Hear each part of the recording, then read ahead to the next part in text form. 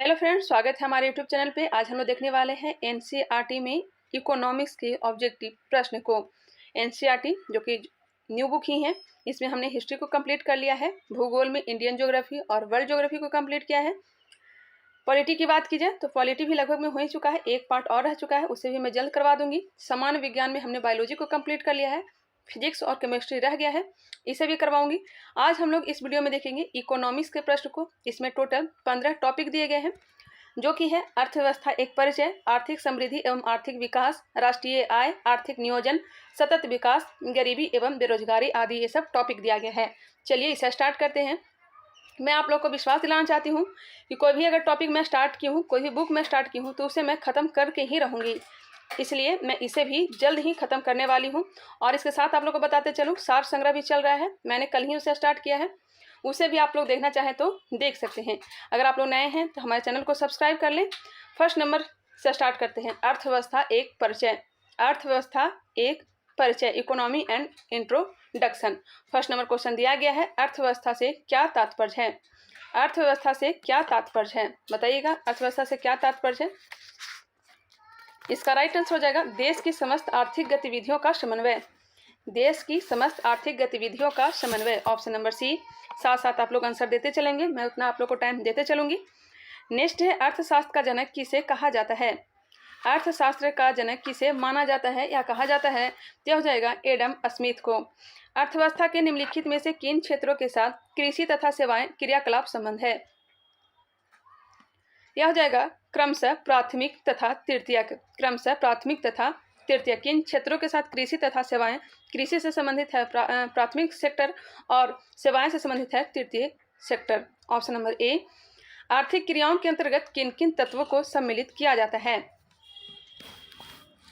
इसमें सम्मिलित किया जाता है उत्पादन, उपभोग, विनिमय, वितरण और लोक राजस्व को। उत्पादन, उपभोग, विनिमय, वितरण, लोक राजस्व को, ऑप्शन हो जाएंगे उपयुक्त में से सभी।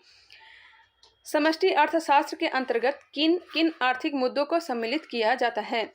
समष्टि अर्थशास्त्र मैक्रो इकोनॉमिक्स के अंतर्गत किन किन आर्थिक मुद्दों को सम्मिलित किया जाता है? यह सम्मिलित किया जाता है राजकोषीय नीति, मौद्रिक नीति, मुद्रास्फीति एवं अपस्फीति, सरकारी बजट। ऑप्शन क्या हो जाएगा? 1, 2, 3, 4, option number D. Next question है क्वेश्चन नंबर 6। बंद अर्थव्यवस्था क्या है? बंद अर्थव्यवस्था क्या है? बंद अर्थव्यवस्था वह अर्थव्यवस्था है जिसमें न तो निर्यात होती है और न ही आयात होता है।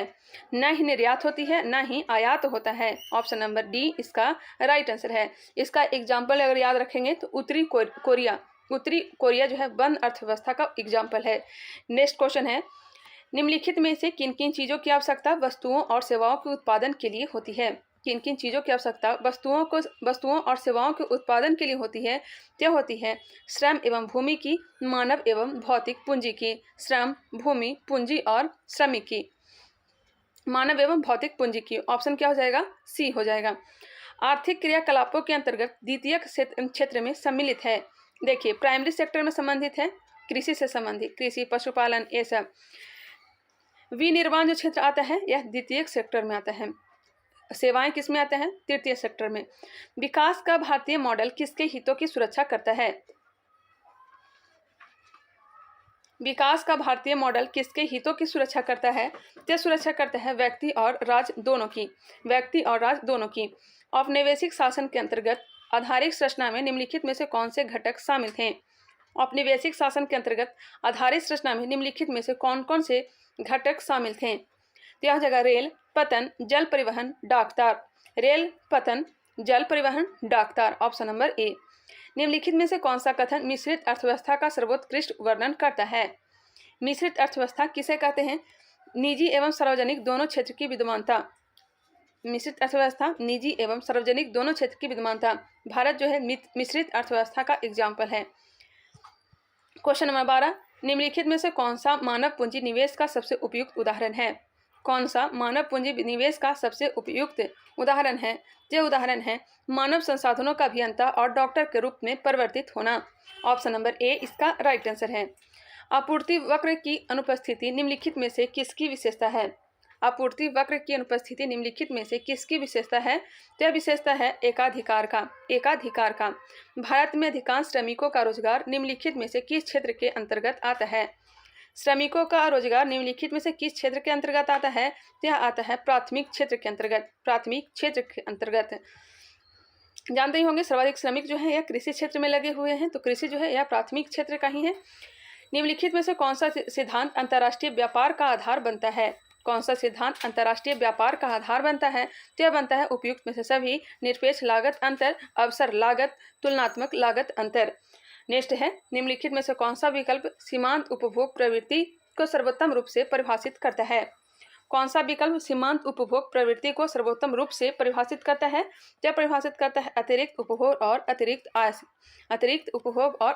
आय। पूंजीवादी अर्थव्यवस्था को निम्नलिखित में से किस अन्य नाम से भी जाना जाता है? पूंजीवादी अर्थव्यवस्था जो कि अमेरिका में है, इसे नाम से जाना जाता है बाजार अर्थव्यवस्था। Option number B. किस अर्थव्यवस्था में कीमत तंत्र के आधार पर निर्णय लिए जाते हैं? किस अर्थव्यवस्था में कीमत तंत्र के आधार पर निर्णय लिए जाते हैं? क्या लिए जाते हैं? पूंजीवादी। Option number B. निम्नलिखित में से कौन अर्थव्यवस्था के पंचक क्षेत्र का उदाहरण है? कौन अर्थव्यवस्था के पंचक क्षेत्र का उदाहरण है? यह उदाहरण है केंद्रीय मंत्रालय में कैबिनेट मंत्री की सेवाएं देना। केंद्रीय मंत्रालय में कैबिनेट मंत्री की सेवाएं देना पंचक क्षेत्र में आते हैं। नेक्स्ट है, उपभोक्ता व्यवहार का अध्ययन किया जाता है। उपभोक्ता व्यवहार कंज्यूमर बिहेवियर का अध्ययन किया जाता है, तो यह किया जाता है सूक्ष्म अर्थशास्त्र में। अर्थशास्त्र मानव कल्याण का विज्ञान है, यह कथन किसने कहा? अर्थशास्त्र मानव कल्याण का विज्ञान है, यह कथन किसने कहा था? तो यह कहा था अल्फ्रेड मार्शल ने। वस्तु की मांग किसको निर्दिष्ट करती है? वस्तु की मांग डिमांड ऑफ गुड किसको निर्दिष्ट करती है? तो यह करती है किसी विशिष्ट समयावधि के दौरान किसी निश्चित कीमत पर मांगा गया परिमाण। किसी विशेष समयावधि के दौरान किसी निश्चित कीमत पर मांगा गया परिमाण। यह सत्य हुआ कि भारत को परिभाषित किया जाए। इसका राइट आंसर हो जाएगा एक श्रम आधिक्य वाली अर्थव्यवस्था के रूप में। भारत में श्रमिक वर्ग की अधिकता है, इसलिए एक श्रम आधिक्य वाली अर्थव्यवस्था के रूप में इसे हम लोग परिभाषित कर सकते हैं। भारतीय अर्थव्यवस्था वर्णित की जा सकती है।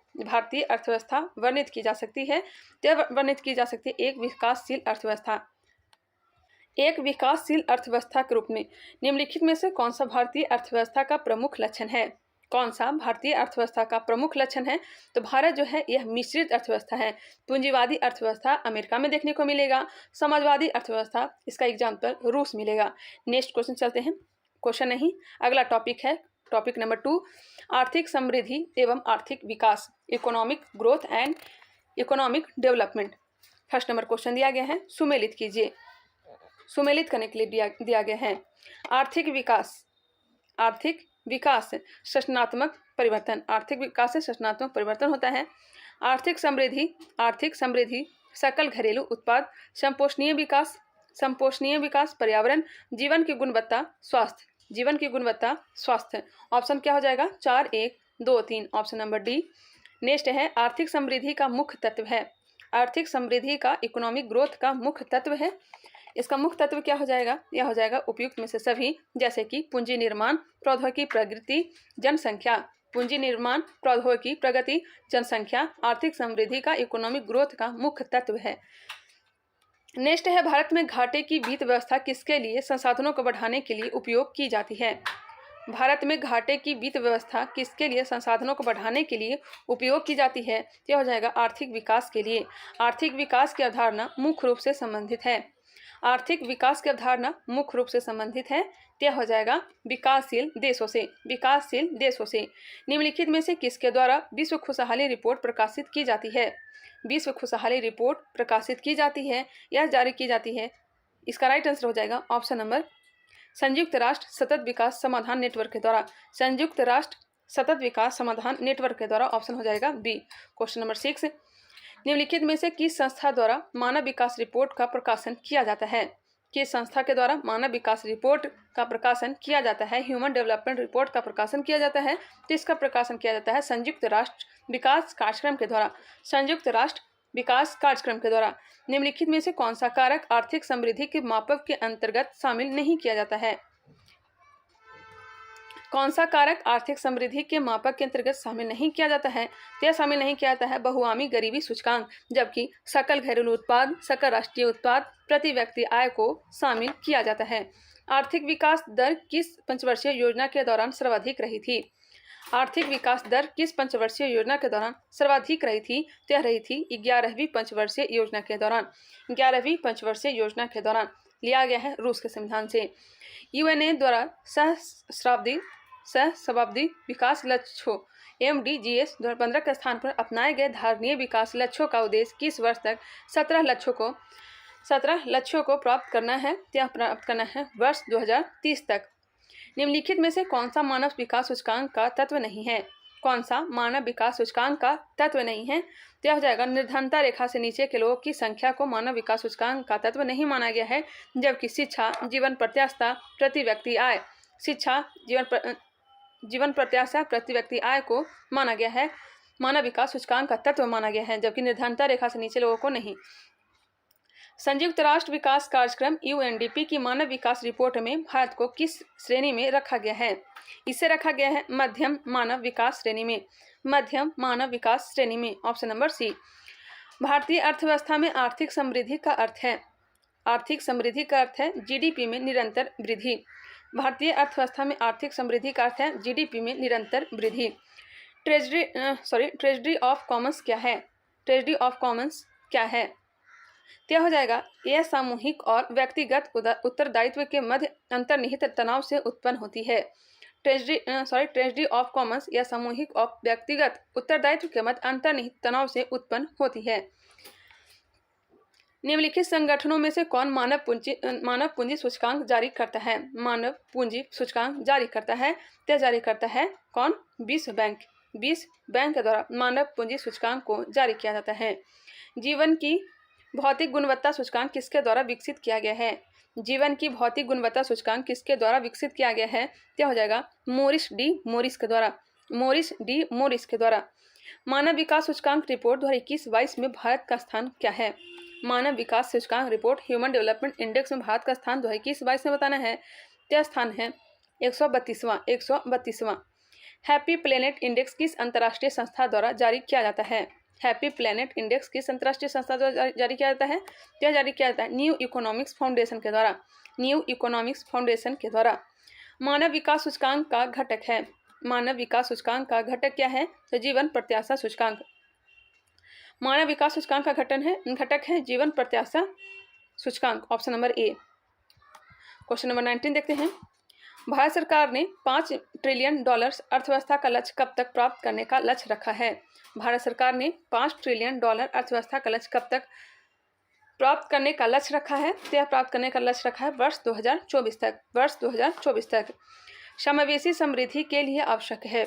समावेशी समृद्धि के लिए आवश्यक है, तो यह आवश्यक हो जाएगा अधोसंरचनात्मक सुविधाओं का विकास, कृषि का पुनरुद्धार, शिक्षा एवं स्वास्थ्य जैसी सामाजिक सेवाओं की आधिकारिक उपलब्धता। उपरोक्त में से सभी, ऑप्शन हो जाएंगे डी, उपरोक्त में से सभी समावेशी समृद्धि के लिए आवश्यक है। आर्थिक वृद्धि की आधुनिक अवधारणा किसके द्वारा प्रस्तुत की गई? आर्थिक वृद्धि की आधुनिक अवधारणा किसके द्वारा प्रस्तुत की गई है? यह प्रस्तुत की गई है साइमन कुजनेट्स के द्वारा। नरकर्से के अनुसार अल्प विकास का कारण है, अंडर डेवलपमेंट का कारण है। नरकर्से के अनुसार अल्प विकास अंडर डेवलपमेंट का कारण क्या है? यह है बचतों में कमी, ऑप्शन नंबर ए। विश्व खुशहाली रिपोर्ट 2022 में भारत को 146 देशों में से कौन सा स्थान प्राप्त हुआ है? खुशहाली रिपोर्ट में भारत को प्राप्त हुआ है, बताइएगा 136वां। राज्य स्तरीय मानव विकास रिपोर्ट जारी करने वाला प्रथम राज्य है।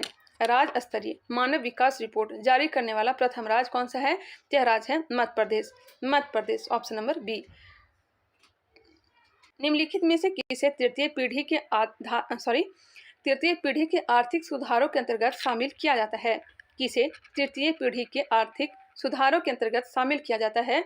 यह शामिल किया जाता है कर सुधार को। लेगाटम समृद्धि सूचकांक के घटकों में सम्मिलित है। लेगाटम समृद्धि सूचकांक के घटकों में सम्मिलित है। क्या सम्मिलित है? अर्थव्यवस्था की गुणवत्ता, बाजार पहुंच एवं अवसंरचना, व्यक्तिगत स्वतंत्रता एवं सामाजिक पूंजी, उपयुक्त में से सभी। इसका राइट आंसर हो जाएगा ऑप्शन नंबर डी, उपयुक्त में से सभी। चलिए आगे बढ़ते हैं। नेक्स्ट टॉपिक है राष्ट्रीय आय, नेशनल इनकम। नेशनल इनकम है, चलिए इसे भी मजे से स्टार्ट करते हैं। टॉपिक नंबर 3 है। फर्स्ट नंबर क्वेश्चन दिया गया है, राष्ट्रीय आय से अभिप्राय है। राष्ट्रीय आय से क्या अभिप्राय है? साधन लागत व निवल राष्ट्रीय उत्पाद। राष्ट्रीय आय से अभिप्राय क्या है? तो साधन लागत पर निवल राष्ट्रीय उत्पाद से। साधन लागत पर निवल राष्ट्रीय उत्पाद से। Option number A. यदि एक दी हुई समय अवधि में कीमतें तथा मौद्रिक आय दोनों दुगने हो जाए तो वास्तविक आय क्या होगा?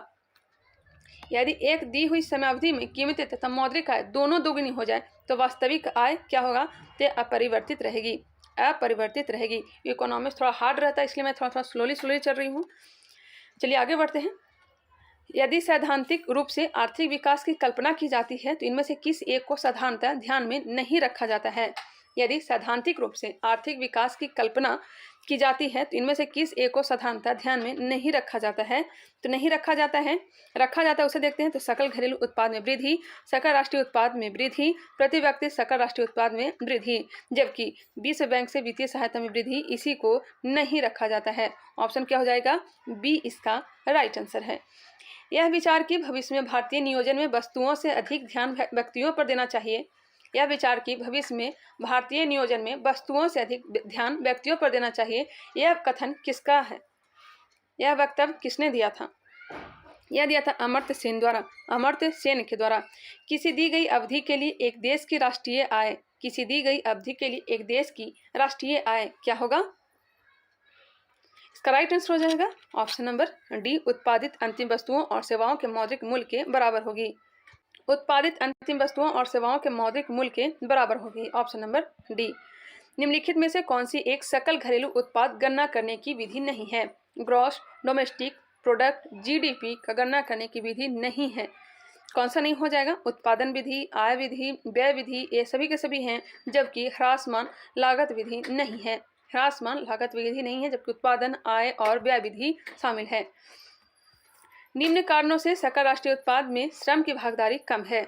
निम्न कारणों से सकल राष्ट्रीय उत्पाद में श्रम की भागीदारी कम है। तो यह कम है, कीमतों की तुलना में मजदूरी कम है। कीमतों की तुलना में मजदूरी क्या है? कम है।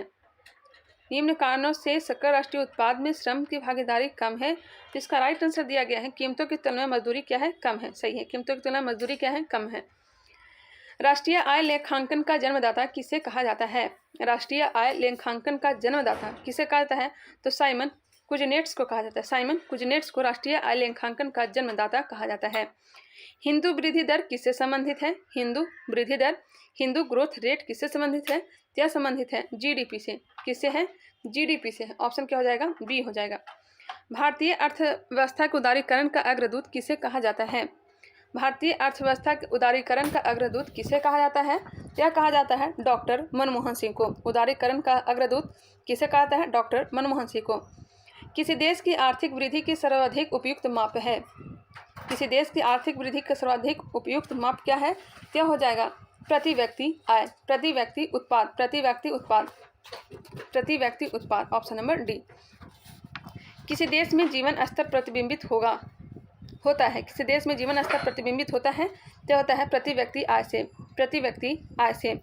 वर्ष 1867-68 में भारत में प्रति व्यक्ति आय 20 रुपये थी। गौर करिएगा, 1867-68 में भारत में प्रति व्यक्ति आय 20 रुपये थी।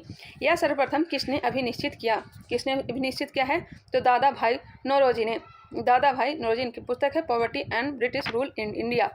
नेक्स्ट है, वर्ष 1949 में भारत सरकार द्वारा नियुक्त राष्ट्रीय आय समिति का अध्यक्ष निम्नलिखित में से कौन था? यह अध्यक्ष था पीसी महालनोबिस। पीसी महालनोबिस। किस अर्थशास्त्री ने भारत में सबसे पहले वैज्ञानिक दृष्टि से राष्ट्रीय आय की गणना की? इसका राइट आंसर हो जाएगा राष्ट्रीय आय से गणना वी.के.आर.वी. राव ने। वी.के.आर.वी. राव ने। निम्नलिखित में से क्या राष्ट्रीय आय को मापने की विधि नहीं है? राष्ट्रीय आय को मापने की विधि नहीं है, तो आय विधि, व्यय विधि, मूल्यवर्धित विधि है, जबकि निवेश विधि नहीं है। ऑप्शन क्या हो जाएगा? सी हो जाएगा। भारत में राष्ट्रीय आय की गणना निम्नलिखित में से किसके द्वारा की जाती है? भारत में राष्ट्रीय आय की गणना की जाती है राष्ट्रीय सांख्यिकी संगठन के द्वारा। राष्ट्रीय सांख्यिकी संगठन के द्वारा। भारत में पूंजी निर्माण के आंकड़े कौन एकत्रित करता है? भारत में पूंजी निर्माण के आंकड़े कौन एकत्रित करता है? यह एकत्रित करता है कौन? यह हो जाएगा भारतीय रिजर्व बैंक और राष्ट्रीय सांख्यिकी संगठन। ऑप्शन हो जाएंगे। नेक्स्ट है, निम्नलिखित में से कौन राष्ट्रीय आय का अंग हो सकता है? राष्ट्रीय आय का अंग हो सकता है तो स्वयं अधिकृत घर का आरोपित कर। स्वयं अधिकृत घर का आरोपित कर। किसी देश में आर्थिक समृद्धि अनिवार्य रूप से होगी। किसी देश में आर्थिक समृद्धि अनिवार्य रूप से होगी यदि उस देश में पूंजी निर्माण होता है। यदि उस देश में पूंजी निर्माण होता है। गैर मजदूरी आय से अभिप्राय है। गैर मजदूरी आय से अभिप्राय क्या है? क्या हो जाएगा? किराए से आय, लाभ से आय, ब्याज से आय, उपयुक्त में से सभी। यह सब गैर मजदूरी आय प्राप्त होता है। इसमें मजदूरी नहीं करना पड़ता है। मकान बना दिए, किराया आ रहा है, यह गैर मजदूरी आय है। ब्याज से आ रहा है, किसी को पैसे आपने दे दिया, उसका ब्याज ले रहे हैं तो ही गैर मजदूरी में आ जाएगा। लाभ से आय, उपयुक्त में से सभी, इसका क्या हो जाएगा? राइट आंसर हो जाएगा। नेक्स्ट है, निम्नलिखित में से कौन सा लक्षण भारतीय अर्थव्यवस्था का नहीं है? कौन सा लक्षण भारतीय अर्थव्यवस्था का नहीं है? क्या हो जाएगा? श्रम की न्यून कर क्षमता है, भारतीय अर्थव्यवस्था का नहीं है। तो श्रम की न्यून कार्य क्षमता, प्रति व्यक्ति कम आय, पूंजी निर्माण की न्यून दर, प्राकृतिक संसाधनों की कमी। प्राकृतिक संसाधनों की कमी जो है भारतीय अर्थव्यवस्था का लक्षण नहीं है। ऑप्शन नंबर डी इसका राइट आंसर हो जाएगा। Option number D. नेक्स्ट है, शुद्ध घरेलू उत्पाद एनडीपी प्राप्त किया जाता है। तो यह हो जाएगा सकल घरेलू उत्पाद में मूल ह्रास घटा करके।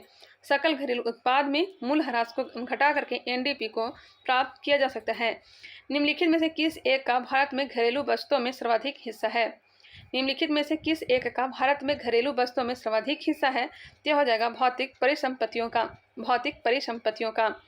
भारत में बचत और पूंजी निर्माण की ऊंची दर होते हुए भी समृद्धि दर कम होने का कारण है, यह है ऊंचा पूंजी उत्पाद अनुपात।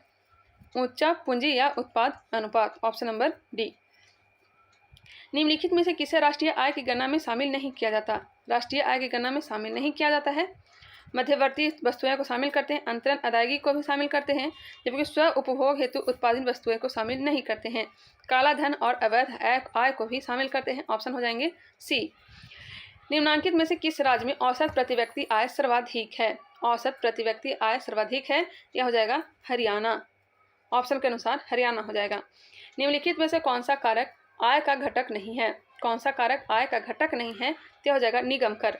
निगम कर, जो कि ब्याज, किराया, कर्मचारी क्षतिपूर्ति, यह सब कारक है, निगम कर नहीं है। आगे बढ़ते हैं। क्वेश्चन नंबर 29, किसी अर्थव्यवस्था में मांग निश्चित रूप से बढ़ेगी यदि। किसी अर्थव्यवस्था में मांग निश्चित रूप से बढ़ेगी यदि प्रति व्यक्ति आय में वृद्धि हो रही हो, एक देश की घरेलू धार्मिक सीमा में सम्मिलित होती है। एक देश की घरेलू आर्थिक सीमा में सम्मिलित होती है। कौन सा सही दिया गया है? क्या होता है? भौगोलिक सीमा, राजनीतिक सीमा, वायुमंडल सीमा और समुद्रिक सीमा। घरेलू आर्थिक सीमा में सम्मिलित होती है भौगोलिक सीमा, राजनीतिक सीमा, वायुमंडल सीमा और समुद्रिक सीमा। ऑप्शन हो जाएंगे डी। व्यक्तिगत आय से व्यक्तिगत प्रयोज्य आय पर पहुंचने का सूत्र है। व्यक्तिगत आय से व्यक्तिगत प्रयोज्य आय पर पहुंचने का सूत्र है, यह हो जाएगा प्रति व्यक्ति आय माइनस प्रति व्यक्ति कर। Option number C. उच्च बचत वाली अर्थव्यवस्था होते हुए भी किस कारण पूंजी निर्माण महत्वपूर्ण उत्पादन वृद्धि में परिणामित नहीं हो पाता है? इसका राइट आंसर हो जाएगा उच्च पूंजी माइनस उत्पाद अनुपात। Option number B. आय विधि से राष्ट्रीय आय का आकलन करते समय निम्नलिखित में से किसको शामिल नहीं किया जाता है? बताइएगा। इसका राइट आंसर क्या हो जाएगा? 33 का बताइएगा तब तक।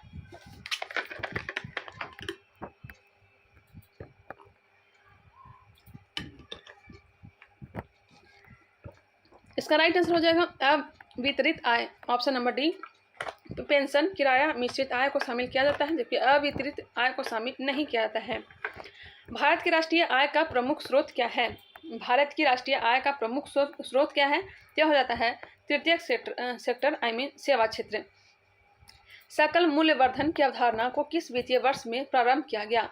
सकल मूल्यवर्धन की अवधारणा को किस वर्ष किस वित्तीय वर्ष में प्रारंभ किया गया? सकल मूल्यवर्धन GVA की अवधारणा को किस वित्तीय वर्ष में प्रारंभ किया गया? क्या प्रारंभ किया गया है? 2015-16 में। 2015-16 में। क्वेश्चन नंबर 36, भारत में राष्ट्रीय आय की गणना में एक प्रमुख समस्या है। भारत में राष्ट्रीय आय की गणना में एक प्रमुख समस्या है असंगठित क्षेत्र, जबकि अल्प रोजगार, मुद्रास्फीति, अल्प बचत ये सब नहीं है, असंगठित क्षेत्र है। निम्नलिखित में से कौन सा मूल्यवर्धित शब्द को सही स्पष्ट करता है? मूल्यवर्धित शब्द को, वैल्यू एडिशन को सही स्पष्ट करता है। किसी फर्म का निवल योगदान, किसी फर्म का निवल योगदान, ऑप्शन नंबर ए।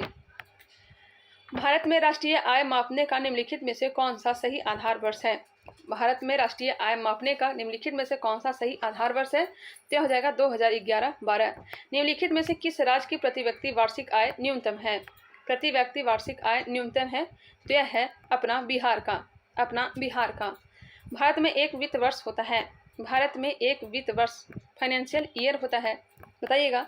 तो 1 अप्रैल से लेकर के 31 मार्च तक, 1 अप्रैल से लेकर के 31 मार्च तक। भारत में निम्नलिखित क्षेत्रों में से कौन एक क्षेत्र बचत में सर्वाधिक योगदान करता है? बचत में सर्वाधिक योगदान करता है यह हो जाएगा घरेलू क्षेत्र। राष्ट्रीय सांख्यिकी दिवस कब मनाया जाता है? राष्ट्रीय सांख्यिकी दिवस यह मनाया जाता है 29 जून को। 29 जून को आप लोग कमेंट करके बताएंगे विश्व सांख्यिकी दिवस कब मनाया जाता है। जिहाद्रोह का प्रैक्टिस में हमने बताया था। MCA 21 पहल किस मंत्रालय से संबंधित है? यह हो जाएगा कारपोरेट मामलों के मंत्रालय। MCA 21 कारपोरेट मामलों के मंत्रालय से संबंधित है। नेक्स्ट टॉपिक है आर्थिक नियोजन, इकोनॉमिक प्लानिंग। आर्थिक नियोजन को देखेंगे। चलिए इस अभी स्टार्ट करते हैं। फर्स्ट नंबर क्वेश्चन को देखते हैं। फर्स्ट नंबर क्वेश्चन दिया गया है, नियोजित विकास मॉडल को भारतवर्ष में कब लागू किया गया? बताइएगा इसका राइट आंसर क्या हो जाएगा। नियोजित विकास मॉडल को भारतवर्ष में कब लागू किया गया? तो इसे लागू किया गया है 1 अप्रैल 1951 को। 1 अप्रैल 1951 को। प्रथम पंचवर्षीय योजना की प्राथमिकता क्या थी? प्रथम पंचवर्षीय योजना की प्राथमिकता क्या थी? तो इसकी प्राथमिकता थी कृषि का विकास, कृषि का विकास। भारत में प्रथम पंचवर्षीय योजना का आधार था 1951 से 1956 तक इसका समय काल है और यह था हैरान डोबर मॉडल पे, जबकि दूसरा महालनोबिस। पंचवर्षीय योजना को अंतिम रूप से अनुमोदित किया जाता है। पंचवर्षीय योजना को अंतिम रूप से अनुमोदित किया जाता है तो अनुमोदित किया जाता है राष्ट्रीय विकास परिषद के द्वारा। राष्ट्रीय विकास परिषद के द्वारा। भारत का नीति आयोग है, 1 जनवरी 2015 को स्थापना किया गया था। यह एक सलाहकारी संस्था है। योजना आयोग के स्थान पर नीति आयोग की स्थापना की गई थी। इसके अध्यक्ष प्रधानमंत्री होते हैं। भारत में योजना आयोग का सृजन किया गया। भारत में योजना आयोग का सृजन किया गया था तो मंत्रिमंडल के एक प्रस्ताव के द्वारा, मंत्रिमंडल के एक प्रस्ताव के द्वारा। भारत में योजना आयोग की स्थापना किस वर्ष हुई थी? यह हुई थी मार्च 1950 में। मार्च 1950 में। योजना आयोग के स्थान पर नीति आयोग का गठन कब हुआ था? यह गठन किया गया था 1 जनवरी 2015 को। 1 जनवरी 2015 को। क्वेश्चन नंबर 9, नीति आयोग के अनुसार भारत में नवाचार सूचकांक 2022 में निम्नलिखित में से कौन सा राज्य शीर्षस्थ है? भारत में नवाचार सूचकांक 2022 में कौन सा राज्य शीर्ष स्थान पर है? तो यह है कर्नाटक। निम्नलिखित में से कौन सी भारत में सतत विकास लक्ष्यों के कार्यान्वयन के लिए एक नोडल संस्था है? कौन सी भारत में सतत विकास लक्ष्यों के कार्यान्वयन के लिए एक नोडल संस्था है? तो हो जाएगा नीति आयोग। ऑप्शन नंबर सी, नीति आयोग। भारत सरकार ने नीति आयोग, जो आर्थिक नीति निर्धारण का चिंतन समूह है, में नीति का पूरा स्वरूप क्या है? नीति का पूरा स्वरूप हो जाएगा national institution for transforming India, राष्ट्रीय भारत परिवर्तन संस्थान। नीति का full form national institution for transforming India, national institution for transforming India, राष्ट्रीय भारत परिवर्तन संस्थान। ध्यान रखेंगे। चलिए आगे बढ़ते हैं। आर्थिक नियोजन संविधान में किस सूची का विषय है? आर्थिक नियोजन संविधान में किस सूची का विषय है? क्या है? समवर्ती सूची। भारत में निम्नलिखित पंचवर्षीय योजनाओं में से किसका मुख्य ध्येय समपोषणीय वृद्धि था? समपोषणीय वृद्धि। यह हो जाएगा 12वीं पंचवर्षीय योजना। राष्ट्रीय नियोजन समिति का गठन किया गया था। राष्ट्रीय नियोजन समिति, नेशनल प्लानिंग कमेटी का गठन किया गया था सुभाष चंद्र बोस के द्वारा। सुभाष चंद्र बोस के द्वारा। पिछड़े देशों के लिए रोलिंग प्लान का सुझाव किसके द्वारा दिया गया था? रोलिंग प्लान दिया गया था जी मिडल के द्वारा। जी मिडल के द्वारा। नेक्स्ट है 1944 में गांधीवादी योजना को प्रतिपादित किया था। गांधीवादी योजना को प्रतिपादित किसने किया था? तो श्रीमन नारायण अग्रवाल ने। श्रीमन नारायण अग्रवाल ने। Option number D. निम्नलिखित में से राष्ट्रीय विकास समिति का अध्यक्ष कौन होता है? एनडीसी राष्ट्रीय विकास समिति का अध्यक्ष कौन होता है? यह होता है भारत का प्रधानमंत्री। भारत का प्रधानमंत्री। 11वीं पंचवर्षीय योजना में किस पर बल दिया गया था? 11वीं पंचवर्षीय योजना में किस पर बल दिया गया था? यह बल दिया गया था अधिक, तीव्र एवं ज़्यादा समावेशी समृद्धि पर। अधिक, तीव्र एवं ज़्यादा समावेशी समृद्धि पर। निम्नलिखित में से कौन सा एक दशक भारतीय नियोजन के इतिहास में रोजगार विहीन वृद्धि का दशक कहलाने योग्य है? भारतीय नियोजन के इतिहास में रोजगार विहीन वृद्धि का दशक कहलाने योग्य है। यह हो जाएगा 1991 से 2000। 1991 से 2000। राष्ट्रीय विकास परिषद का गठन कब हुआ था? राष्ट्रीय विकास परिषद का गठन 6 अगस्त 1952 को 6 अगस्त 1952 को राष्ट्रीय विकास परिषद की स्थापना की गई थी। प्रमुख बहुरचना के रूप में निम्नलिखित पंचवर्षीय योजनाओं में से किसमें महिला अंश योगदान प्रारंभ की गई थी? महिला अंश योजना प्रारंभ की गई थी। यह प्रारंभ की गई थी 9वीं पंचवर्षीय योजना। 9वीं पंचवर्षीय योजना, ऑप्शन नंबर सी। 5वीं पंचवर्षीय योजना 1974 से लेकर के 1979। ध्यान रखेंगे 5वीं पंचवर्षीय योजना जो था यह इसका जो समय काल था केवल 4 वर्षों का था। 1974 से लेकर के 79 नहीं, इसका जो समय काल है 1974 से लेकर के 78। क्वेश्चन पूछा जाएगा कौन सा पंचवर्षीय योजना 5 वर्ष का ना होकर के 4 वर्ष का था? यह हो जाएगा 5वीं पंचवर्षीय योजना। इसका मुख्य उद्देश्य क्या था? इसका मूल उद्देश्य था गरीबी हटाओ। गरीबी हटाओ। भारत की निम्नलिखित पंचवर्षीय योजनाओं में से किसने सामाजिक न्याय एवं समानता के साथ समृद्धि पर बल दिया? भारत के निम्नलिखित पंचवर्षीय योजनाओं में से किसने सामाजिक न्याय एवं समानता के साथ समृद्धि पर बल दिया है? यह हो जाएगा 9वीं पंचवर्षीय योजना। योजना अवकाश की अवधि का संबंध है। योजना अवकाश, इसका अवधि क्या है? इसका अवधि हो जाएगा 1978 से लेकर के 1980।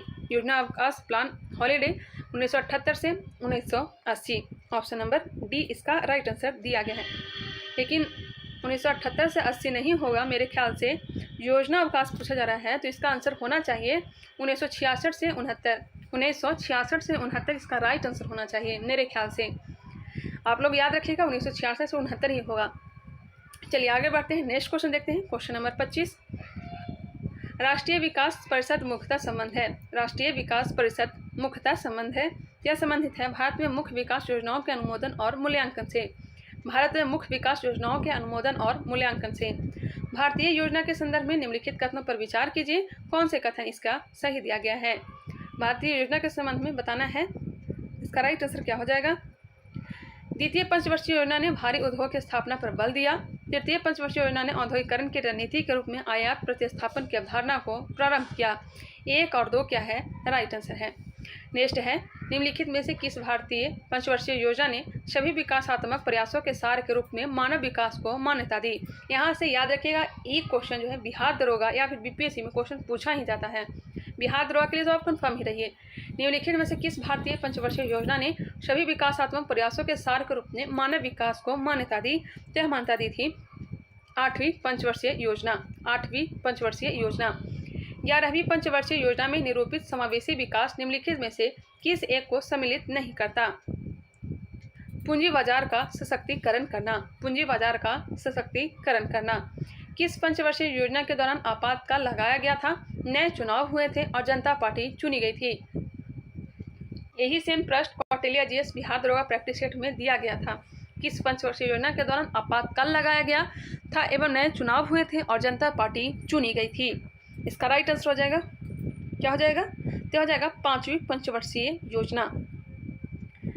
11वीं पंचवर्षीय योजना में कितने भारतीय प्रौद्योगिकी संस्थान स्थापित किए गए? 11वीं पंचवर्षीय योजना में कितने भारतीय प्रौद्योगिकी संस्थान स्थापित किए गए? तो स्थापित किए गए 8। कितने? 8। भारत में योजना का प्रारंभ वास्तव में द्वितीय पंचवर्षीय योजना से हुआ। योजना का प्रारंभ वास्तव में द्वितीय पंचवर्षीय योजना से हुआ। भारतीय योजना के वास्तुकार कौन थे? भारतीय योजना के वास्तुकार कौन थे? तो यह थे PC Mahalanobis. PC Mahalanobis. Option हो जाएंगे डी। भारत में मध्य अर्धशतक में अपनाए गए महालनोबिस प्लान मॉडल का उद्देश्य था। भारत में मध्य अर्धशतक में अपनाए गए महालनोबिस प्लान मॉडल का उद्देश्य क्या था? जिसका उद्देश्य था भारी उद्योग की स्थापना करना जो पूंजी सघन थे। भारी उद्योग की स्थापना करना जो पूंजी सघन थे। ऑप्शन क्या हो जाएगा? B. Plan economy for India पुस्तक के लेखक कौन थे? प्लान इकोनॉमी फॉर इंडिया पुस्तक के लेखक कौन हैं? इसका राइट आंसर हो जाएगा M Visvesvaraya. M Visvesvaraya. Option हो जाएगा ए। वर्तमान में भारत की योजनाओं के सार्वजनिक व्यय हेतु अधिकतम साधन कहाँ से एकत्रित किए जाते हैं? तो ऋण से। कहाँ से? ऋण से। निम्नलिखित में से कौन सा सही सुमेलित नहीं है? कौन सा सुमेलित नहीं है? Operation black board 1987, operation black board 1987, राष्ट्रीय साक्षरता मिशन 1988, सर्व शिक्षा अभियान 2001, साक्षर भारत मिशन 2008। इसका राइट आंसर हो जाएगा ऑप्शन नंबर डी, जो कि गलत दिया गया है। ऑपरेशन ब्लैक बोर्ड 1987, राष्ट्रीय साक्षरता मिशन 1988, सर्व शिक्षा अभियान 2001 में प्रारंभ की गई थी। 36 नंबर मिलान करने के लिए दिया गया है। प्रथम पंचवर्षीय योजना, प्रथम पंचवर्षीय योजना, इसका जो समय काल है 1951 से लेकर के 1956। तृतीय पंचवर्षीय योजना, तृतीय पंचवर्षीय योजना 1961 से लेकर के 1951 से लेकर के 1956 पहली हो जाएगा। 1956 से लेकर के 1956 से लेकर के कितना तक आ जाएगा? 61 तक दूसरी पंचवर्षीय योजना। 1961 से लेकर के 1966 तक तीसरी पंचवर्षीय योजना। सही है, तीसरी पंचवर्षीय योजना। चौथी पंचवर्षीय योजना, चौथी पंचवर्षीय योजना का काल क्या हो जाएगा? 66 से लेकर के 69 तक कोई पंचवर्षीय योजना नहीं है।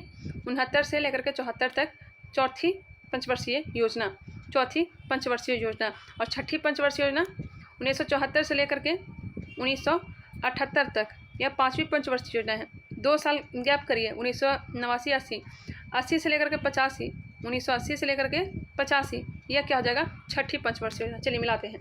प्रथम पंचवर्षीय योजना 1951 से 56, तृतीय पंचवर्षीय योजना 1961 से 1966, चतुर्थ पंचवर्षीय योजना तो 1969 से 1974। ऐसे क्रमबद्ध तरीके से भी याद कर लेंगे। छठी पंचवर्षीय योजना यह हो जाएगा 1980 से 85। इस तरह से मिलान कर सकते हैं। पहले कौन आएगा? 1951 से 56 आएगा, उसके बाद 61 से 66 आएगा। उस तरह से भी मिलान कर सकते थे आप लोग। इसका राइट आंसर क्या हो जाएगा? 36 का हो जाएगा ऑप्शन नंबर ए। चलिए आगे बढ़ते हैं। निम्नलिखित में से किस संगठन ने भारत में शहरी नियोजन क्षमता में सुधार पर एक रिपोर्ट जारी की है? यह जारी की है नीति आयोग। योजना पत्रिका का प्रकाशन कहाँ से होता है? तो इसका प्रकाशन होता है प्रकाशन विभाग द्वारा। प्रकाशन विभाग द्वारा। भारत में अनवरत योजना किस वर्ष में कार्यशील थी? अनवरत योजना 1978-79। Option number B. Planning and the poor पुस्तक के लेखक हैं। प्लानिंग एंड द पुअर पुस्तक के लेखक कौन है? तो हो जाएगा वी.एस. मिन्हास। वी.एस. मिन्हास। नीति आयोग के विषय में निम्नलिखित में से कौन सा एक सही नहीं है? नीति आयोग के बारे में कौन सा एक सही नहीं है? इसका गठन जनवरी 2015 में किया गया था। यह सहकारी संघवाद के सिद्धांत पर आधारित है। इसमें एक पूर्णकालिक अध्यक्ष होता है, ऐसा नहीं है। इसका गठन योजना आयोग के स्थान पर किया गया। ये ऑप्शन नंबर सी इसका राइट आंसर है। पूर्णकालिक अध्यक्ष नहीं होता है।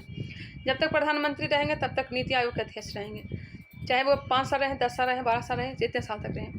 11वीं पंचवर्षीय योजना के शिक्षा क्षेत्र के लिए विषय वस्तु क्या थी? इसका विषय वस्तु थी अनिवार्य प्रारंभिक शिक्षा। अनिवार्य प्रारंभिक शिक्षा। भारत में किस पंचवर्षीय योजना में प्रति व्यक्ति वृद्धि दर सर्वाधिक रही? प्रति व्यक्ति वृद्धि दर सर्वाधिक रही थी, यह रही थी 11वीं पंचवर्षीय योजना में। निम्न में से किस पंचवर्षीय योजना का उद्देश्य आत्मनिर्भरता और शून्य विदेशी सहायता घोषित किया गया? इसे घोषित किया गया पाँचवीं या भी पंचवर्षीय योजना में। निम्नलिखित में से किस पंचवर्षीय योजना का उद्देश्य आत्मनिर्भरता और शून्य विदेशी सहायता घोषित किया गया? पंचम ऑप्शन नंबर डी। आगे बढ़ते हैं। नेक्स्ट टॉपिक है सतत विकास। सतत विकास। फर्स्ट नंबर क्वेश्चन देखते हैं। फर्स्ट नंबर क्वेश्चन है निम्नलिखित में से कौन सतत विकास लक्ष्यों का हिस्सा नहीं है? अगर आप लोग को वीडियो पसंद आए तो इसे प्लीज़ इसे लाइक कर लें, नए हैं तो सब्सक्राइब कर लें, और प्लीज़ जहाँ तक हो सके आप लोग शेयर भी किया करें। इतना तो सपोर्ट आप लोग कर ही सकते हैं। चलिए आगे देखते हैं। इसके साथ ही मैं आप लोग को बताते चलूँ कि सार संग्रह भी चल रहा है। अगर सार संग्रह देखना चाहते हैं तो उसे भी देख सकते हैं। फर्स्ट नंबर क्वेश्चन है निम्नलिखित में से कौन सतत विकास लक्ष्यों का हिस्सा नहीं है? कौन नहीं है? सभी के लिए इंटरनेट सेवाओं का प्रावधान, यह है सतत विकास लक्ष्यों का हिस्सा नहीं। जबकि सभी के लिए स्थायी ऊर्जा तक पहुँच, सभी के लिए पानी और स्वच्छता की उपलब्ध, पूर्ण और उत्पादक रोजगार एवं सभ्य कार्य। ऑप्शन नंबर क्या हो जाएगा? सी। संयुक्त राष्ट्र मुख्यालय में नेताओं द्वारा सतत विकास लक्ष्यों को किस शहर में अपनाया गया? न्यूयॉर्क। सतत विकास का अर्थ निम्नलिखित में से किससे संबंधित है? इसका संबंध है पर्यावरण संरक्षण के साथ आर्थिक एवं सामाजिक विकास से। सतत विकास लक्ष्य के 17 लक्ष्यों में कौन सा नहीं है? सतत विकास लक्ष्य के 17 लक्ष्यों में कौन सा नहीं है? मजबूत लोक प्रशासन नहीं है, लोक प्रशासन मजबूत लोक प्रशासन नहीं है, जबकि गरीबी समाप्ति, भुखमरी समाप्ति, स्वच्छ ऊर्जा। अस्थायी विकास किसके उपयोग के संदर्भ में अंतर पीढ़ीगत संवेदनशील की घटना है? प्राकृतिक साधनों के। निम्नलिखित में से सतत विकास में कौन सा स्तंभ सम्मिलित नहीं है? कौन सा स्तंभ सम्मिलित नहीं है? तो हो जाएगा राजनीतिक समानता, जबकि पर्यावरण संरक्षण, आर्थिक विकास, सामाजिक समानता, यह सब सम्मिलित है। सतत विकास लक्ष्य भारत सरकार 2021 किसके द्वारा जारी किया गया? सतत विकास लक्ष्य भारत सरकार 2021 किसके द्वारा जारी किया गया? नीति आयोग के द्वारा। नीति आयोग के द्वारा। ऑप्शन हो जाएंगे सी। क्वेश्चन नंबर 8, निम्नलिखित में से किसका संबंध सतत पोषणीय विकास की अवधारणा से है? किसका संबंध सतत पोषणीय विकास की अवधारणा से है? जिसका संबंध है संसाधनों के संरक्षण से। संयुक्त राष्ट्र महासभा ने सतत विकास हेतु एजेंडा 2030 के अंतर्गत कितने सतत विकास लक्ष्यों को शामिल किया है? यह शामिल किया है 17। संसाधनों का संतुलित उपयोग करने और भविष्य के लिए उनका संरक्षण करने की आवश्यकता कहलाती है। इसे कहते हैं सतत विकास। निम्नलिखित में से कौन सा सतत विकास लक्ष्य सभी के लिए जल और स्वच्छता की उपलब्धता और सतत प्रबंधन सुनिश्चित करता है? यह करता है सतत विकास लक्ष्य 6। निम्नलिखित में सतत विकास शब्द की उत्पत्ति किस पत्र में हुई थी? सतत विकास शब्द की उत्पत्ति किस पत्र में हुई थी?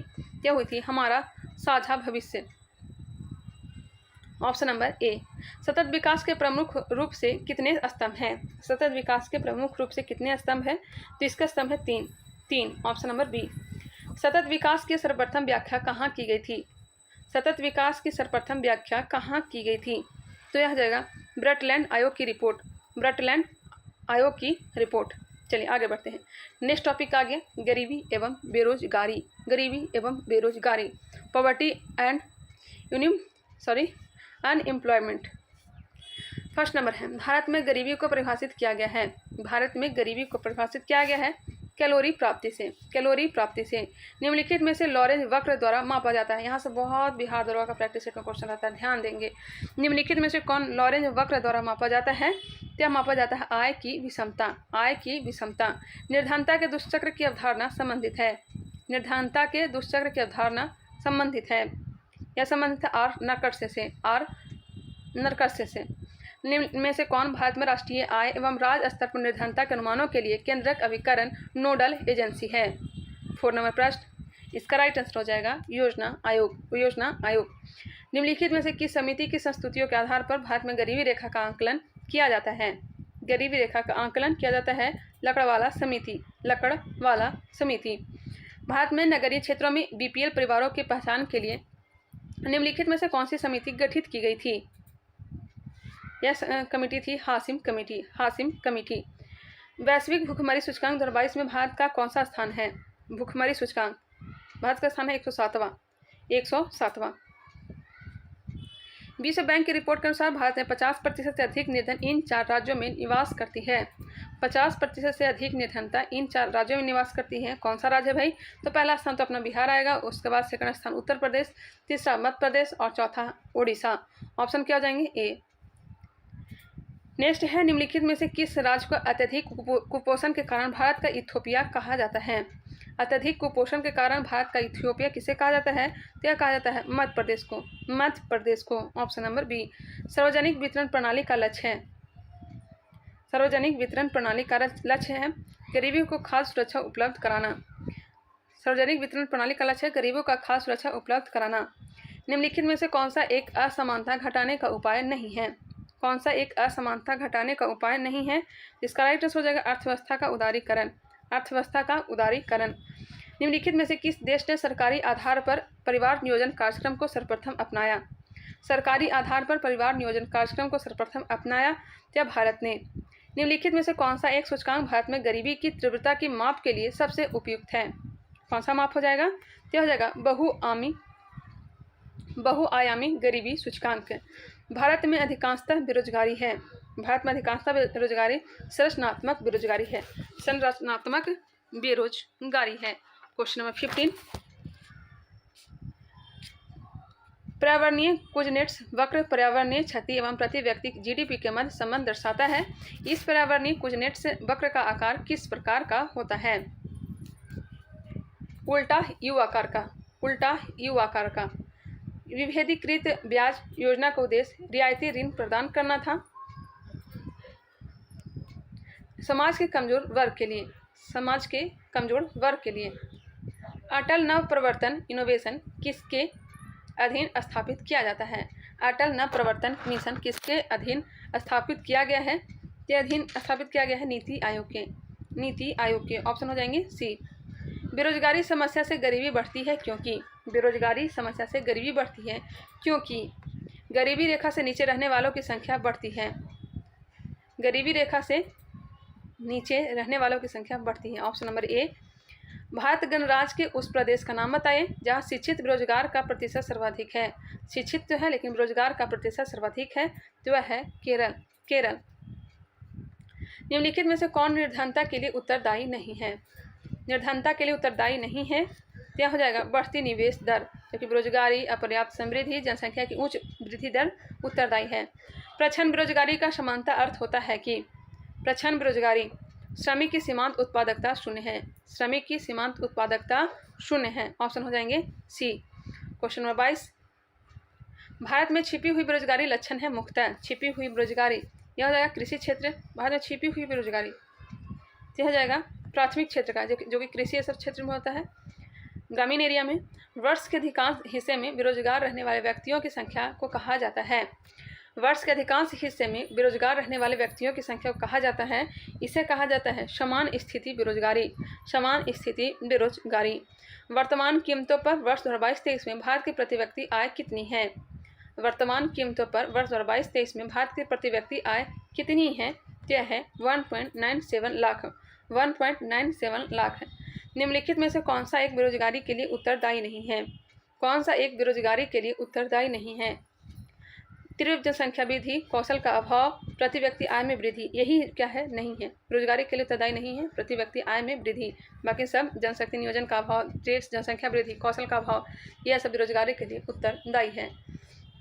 निम्नलिखित में से कौन सा कथन मौसमी बेरोजगारी को परिभाषित करता है? मौसमी बेरोजगारी कृषि वाले क्षेत्र में देखा जाता है जब किसी विशेष फसल मौसम में ही रोजगार प्राप्त हो। जब किसी विशेष फसली मौसम में ही रोजगार प्राप्त हो। गरीबी की संस्कृति का विचार प्रस्तुत किया गया। गरीबी की संस्कृति का विचार प्रस्तुत किया गया या किया गया ऑस्कर लुईस द्वारा। वैश्विक बहुआयामी गरीबी सूचकांक 2022 के अनुसार सर्वाधिक गरीबी की संख्या किस देश में है? सर्वाधिक गरीबों की संख्या भारत में है। ऑप्शन नंबर सी।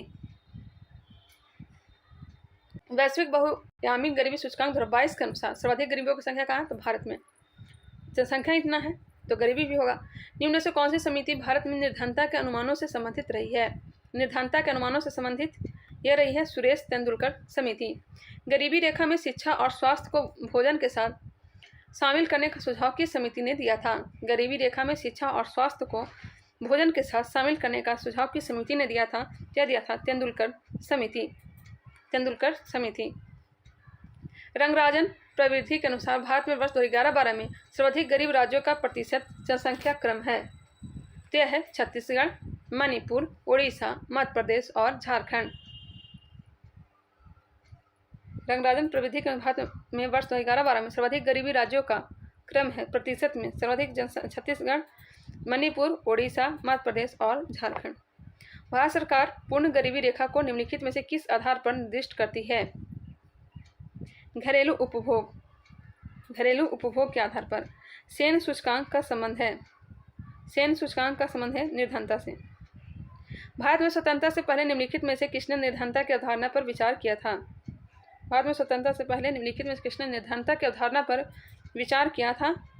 यह हो जाएगा दादा भाई नौरोजी ने। व्यक्तिगत गणना अनुपात विधि निम्नलिखित में से किससे संबंधित है? व्यक्तिगत गणना अनुपात विधि निम्नलिखित में से किससे संबंधित है? यह जगह निर्धनता रेखा से नीचे के जनानुपात से। निर्धनता रेखा से नीचे के जनानुपात से। निम्नलिखित समितियों में से किस समिति ने मात्र पोषक तत्वों की आवश्यकता के आधार पर गरीबी रेखा का निर्धारण किया है? यह हो जाएगा अलग समिति। अलग समिति। Option number A. भारत में गरीबी रेखा के निर्धारण का आधार है उपभोग आंकड़ा। भारत में गरीबी को मापने से संबंधित समितियों का काल क्रमानुसार व्यवस्थित कीजिए। इसका राइट आंसर दिया गया ऑप्शन नंबर सी। इसे देख लीजिएगा आप लोग, ऑप्शन नंबर सी दिया गया है। इसका डेट आप लोग देख लीजिएगा, मुझे याद नहीं है अभी। निम्नलिखित में से किसने गरीबी निवारण के प्रभावपूर्ण अस्त्र के रूप में स्वयं सहायता समूह के विचार को दिया था? किसने गरीबी निवारण के प्रभावपूर्ण अस्त्र के रूप में स्वयं सहायता समूह के विचार को दिया था? यह विचार दिया था मोहम्मद यूनुस। भारत में ग्रामीण क्षेत्रों में शहरों की ओर प्रवसन या पलायन का निम्न प्रमुख कारण है। गांव में बेरोजगारी का उच्च स्तर,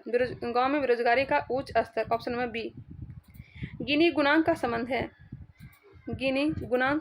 है, इसका संबंध आर्थिक विषमता से। निम्नलिखित में से कौन बेरोजगारी तथा वास्तविक जीडीपी के मध्य संबंध दर्शाता है? कौन बेरोजगारी तथा वास्तविक जीडीपी के मध्य संबंध दर्शाता है? क्या दर्शाता है? ओकुन का नियम, ऑप्शन हो जाएंगे ए। निम्नलिखित में से किस वर्ष में संयुक्त राष्ट्र संघ ने परम गरीबी की परिभाषा अंगीकृत की थी? किस वर्ष में संयुक्त राष्ट्र संघ ने परम गरीबी की परिभाषा अंगीकृत की थी? यह की थी वर्ष 1995 में, ऑप्शन नंबर बी। प्रत्यक्ष निर्धनता निवारण कार्यक्रम का लाभ प्रायः किस वर्ग को प्राप्त होता है? प्रत्यक्ष निर्धनता निवारण कार्यक्रम का लाभ प्रायः किस वर्ग को प्राप्त होता है? क्या प्राप्त होता है? गैर निर्धन वर्ग, ऑप्शन नंबर ए। भारत में गरीबी के अनुमान हेतु निम्नलिखित में से कौन सा विधियों का प्रयोग किया जा रहा है? भारत में गरीबी के अनुमान हेतु निम्नलिखित में से कौन सा विधियों का प्रयोग किया जा रहा है? क्या हो जाएगा? पारिवारिक उपभोग व्यय, ऑप्शन हो जाएंगे केवल 3, पारिवारिक उपभोग व्यय। नेक्स्ट टॉपिक है रोजगार एवं कल्याण योजनाएं।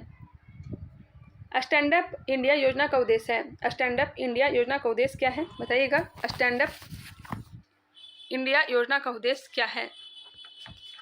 इसका उद्देश्य है अनुसूचित जाति, जनजाति और महिला उद्यमियों में उद्यमिता को प्रोत्साहन करना। अनुसूचित जाति, जनजाति और महिला उद्यमियों में उद्यमिता को प्रोत्साहित करना, option number A. National family health survey 4 के अनुसार भारत में स्वास्थ्य देखभाल का मुख्य स्रोत चिकित्सा का निजी क्षेत्र है।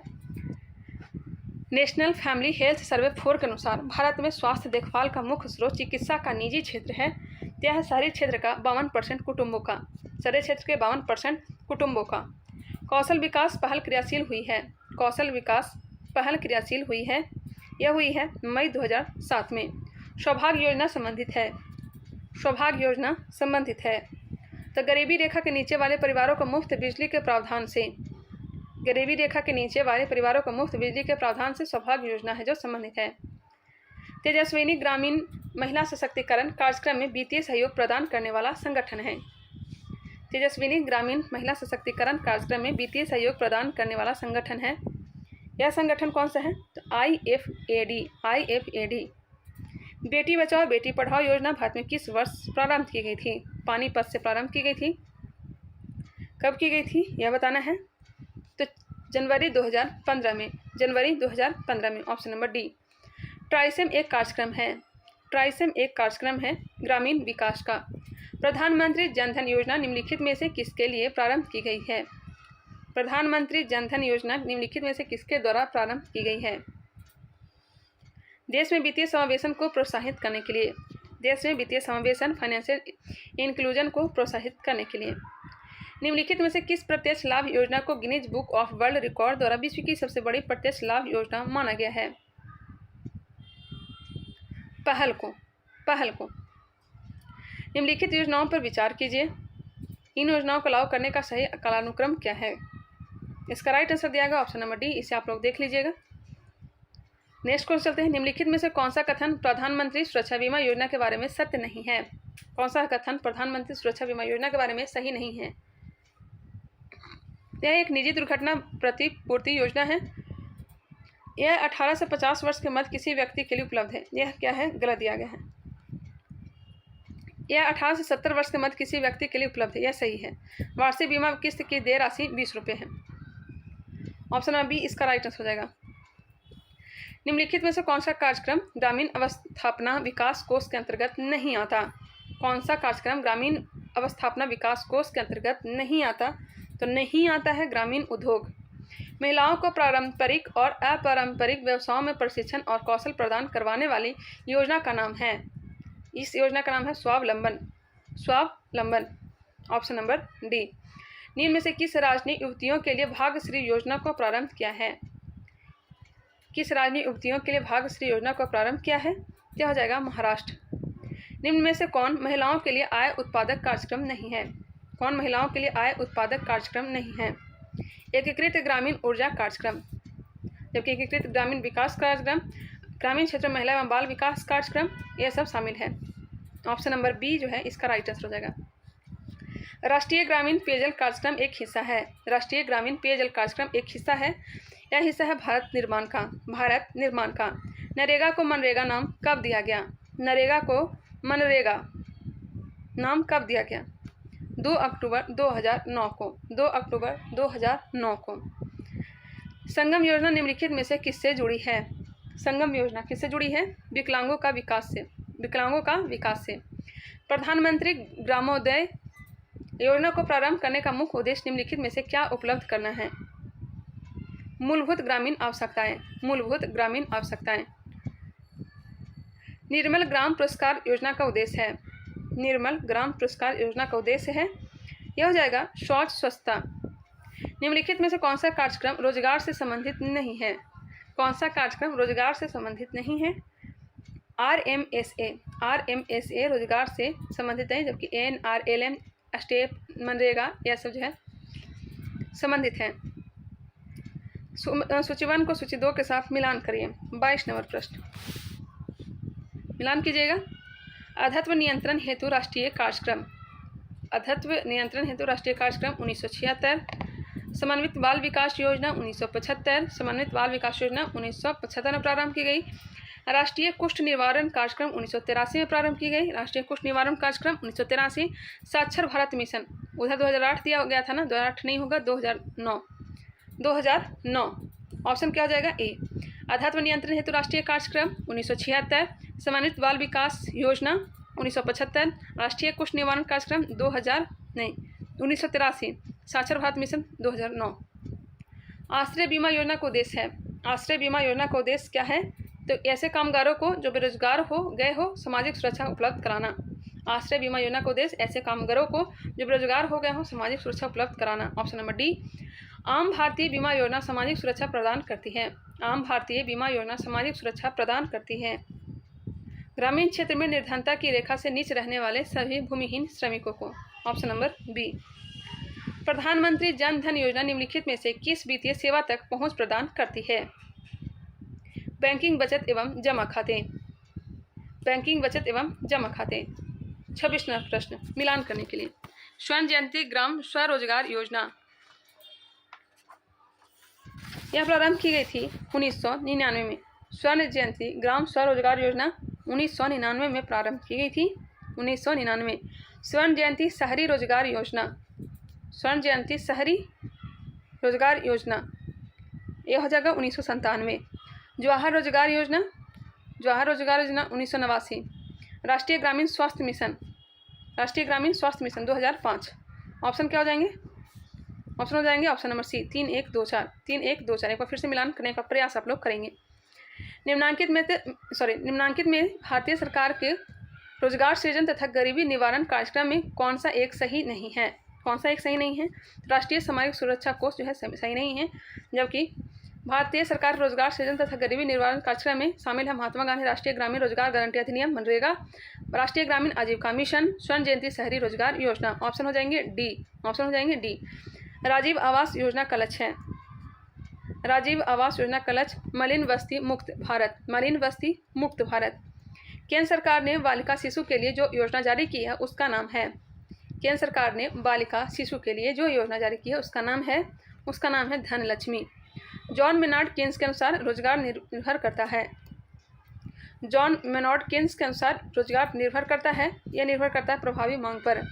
भारत में अक्षय पात्र फाउंडेशन संबंधित है। भारत में अक्षय पात्र फाउंडेशन संबंधित है। ऑप्शन हो जाएंगे ए। प्राथमिक विद्यालयों के विद्यार्थियों को मध्याह्न भोजन से। प्राथमिक विद्यालयों के विद्यार्थियों को मध्याह्न भोजन से। Option number A. ग्रामीण क्षेत्रों में शहरी सुविधाएं देने की नीति का समर्थन किसने किया था? ग्रामीण क्षेत्रों में शहरी सुविधाएं देने की नीति का समर्थन किसने किया था? क्या किया था? डॉक्टर APJ अब्दुल कलाम ने। भारत सरकार ने वर्ष 2020-21 के बजट में एक नई योजना निर्विक घोषित किया था। अर्थव्यवस्था का निम्न में से कौन सा क्षेत्र इस योजना से लाभान्वित होगा?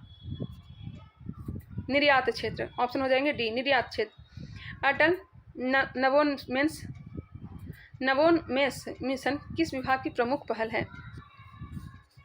यह पहल है नीति आयोग। निधि कार्यक्रम के संदर्भ में निम्न में से कौन सा कथन सही है? निधि कार्यक्रम के संदर्भ में निम्न में से कौन सा कथन सही है? निधि कार्यक्रम छात्रों के लिए स्टार्टअप हेतु प्रारंभ किया गया है। इसका उद्देश्य 20 छात्रों को स्टार्टअप हेतु प्रतिवर्ष वित्तीय सहायता प्रदान करना है। ऑप्शन हो जाएंगे सी 1 और 2 दोनों। निम्नलिखित में से कौन महात्मा गांधी राष्ट्रीय ग्रामीण रोजगार गारंटी अधिनियम के अंतर्गत लाभ प्राप्त करने का पात्र है? मनरेगा से किसी भी परिवार के वयस्क सदस्य किसी भी परिवार के 100 दिनों के लिए काम दिया जाता है। राष्ट्रीय ग्रामीण गारंटी कार्यक्रम अन्य रोजगार कार्यक्रमों से पृथक है क्योंकि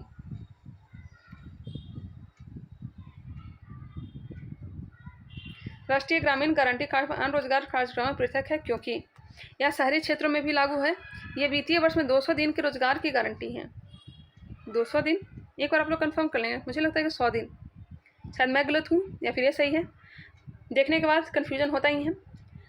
और यह रोजगार के आवेदन में 1 महीने में रोजगार देना होता है। यह रोजगार की एक योजना न होकर कानूनी व्यवस्था है।